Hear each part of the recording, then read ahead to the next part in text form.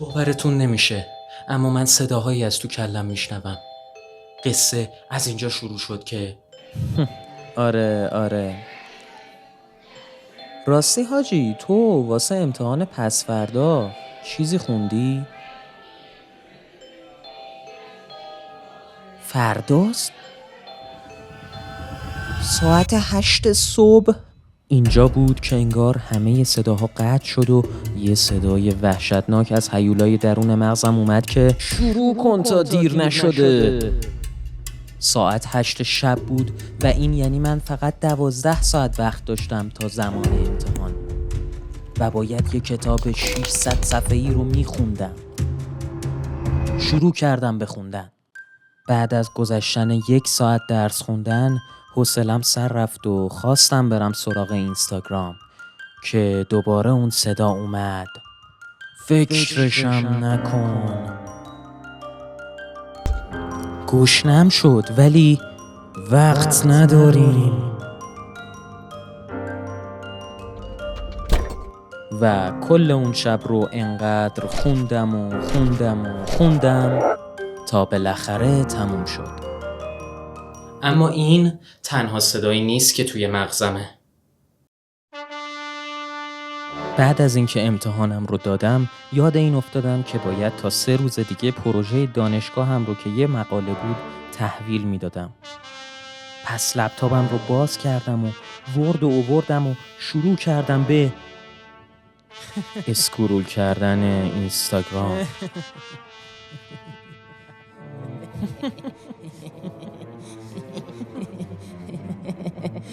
و این همون صدای دومی بود که از تو مغزم می اومد. بزن بعدی رو ببینیم بابا، حالا وقت. شب شده بود و دوباره رفتم سراغ اون مقاله، اما اون صدایی با حال اومد و گفت داداش گوشت نیست؟ منم از خدا خواسته یه شام سنگین خوردم و یه چرت بزنیم؟ تا ظهر فرداش خوابیدم. از خواب که بلند شدم، با اینکه یادم بود پروژم رو هنوز تموم نکردم، رفتم تو گوشی، اینستاگرام، تلگرام، یوتیوب. ساعتها گذشت تا وقتی داشتم 3مین قسمت سریال مورد علاقم رو میدیدم که یهو یادم اومد مقالم.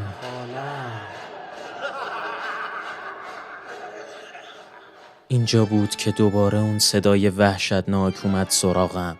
تو 3 روز وقت داشتی و همشو هدر دادی. چرا این کارو کردی؟ تقصیر من نبود.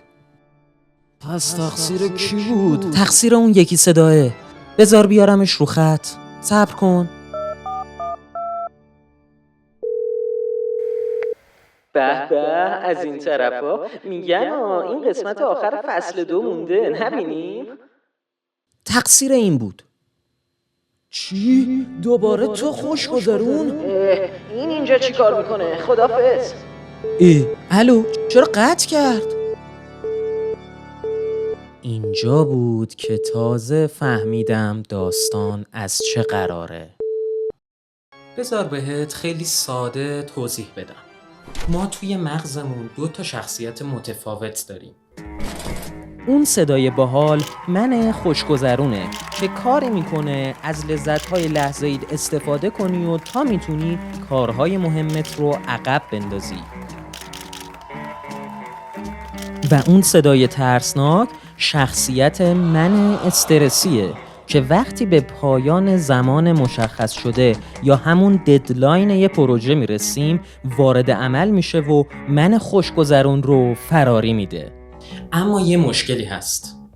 ما همیشه برای همه کارهامون ددلاین مشخصی نداریم، خصوصا کارهای بلند مدت، مثل ورزش کردن برای حفظ سلامتیمون، یا مثل شروع یک کسب و کار تازه که ایدهش سالهاست توی ذهنمون داره خاک میخوره، یا سابسکرایب کردن همین چنل که به توسعه فردیت کمک میکنه. سابو بزن دیگه. برای همین رفتم ازشون این سوال رو کردم که اگه کارهای بلند مدتی باشه و براش ددلاین مشخصی نداشته باشم چی کار میکنی؟ خب نظرتون؟ اگه ددلاین نداره که من کاری ندارم. خدافظ. تو چی؟ خوش گذرون. اگه این استرسیه نیست که کارو ولش. بیا بریم عشق و حال. و اینجوری میشه که کارهامون رو عقب میندازیم. کارهایی که مهمن اما ددلاین مشخصی ندارن و برای بلند مدت ما هستن. مثلا یادگیری مهارت جدیدی که من توی این ویدیو بهت توضیح دادم، فقط توی 20 ساعت میتونی اون مهارت رو در حد قابل قبولی یاد بگیری. اما این ویدیو رو نمیبینی و مهارت جدید رو یادگیریش رو شروع نمی‌کنی. یا توی این یکی ویدیو که بهت گفتم تو 2 دقیقه میتونی اعتماد به نفس خودت رو بالاتر ببری، اما چون حس میکنی وقت داری سراغ دیدن این ویدیو هم نمیری و برای اعتماد به نفست کاری نمیکنی، چون همیشه حس میکنی براش وقت هست. اما راهکار چیه؟ براشون ددلاین بذار، برای همه چی، برای کل عمرت. نگاه کن، این تمام زندگی تو توی دنیا در قالب هفته هاست. اینجا زمانیه که به دنیا اومدی، اینجا زمانیه که بهترین دوست دوران کودکیت رو پیدا می‌کنی، اینجا مدرسه تموم شده و اینجا احتمالاً اولین شغلت رو میگیری. اینجا وارد بزرگسالی میشی و اینجا احتمالاً ازدواج کردی و بچه دار شدی. اینجا ممکنه متاسفانه پدر و مادرت رو از دست بدی و در اینجا احتمالاً خودت پدر بزرگ یا مادر بزرگ شدی. اینجا کم کم دیگه نمیتونی از خودت مراقبت کنی و در نهایت اینجا از دنیا میری. این خلاصه کل زندگی تو توی 45 ثانیه بود. کافیه یه همچین چیزی رو توی یه برگه بزرگ مثل یه برگه سفید آسه بکشی، یا اگه اذیت بودی میتونی فایلش رو از چنل تلگرامی که توی دیسکریپشن هست دانلود کنی و پرینت کنی و هر هفته یکیش رو پر کنی تا بدونی کجای زندگیتی.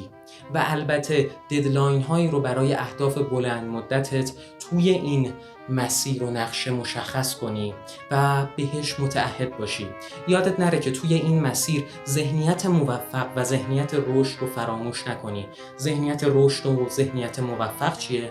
کافیه روی ویدیویی که تا 5 ثانیه دیگه بهت پیشنهاد میشه کلیک کنی و اون رو خوب یاد بگیری و این مسیر رو شروع کنی. و در انتها من حسنم، اینجا حسن کسته.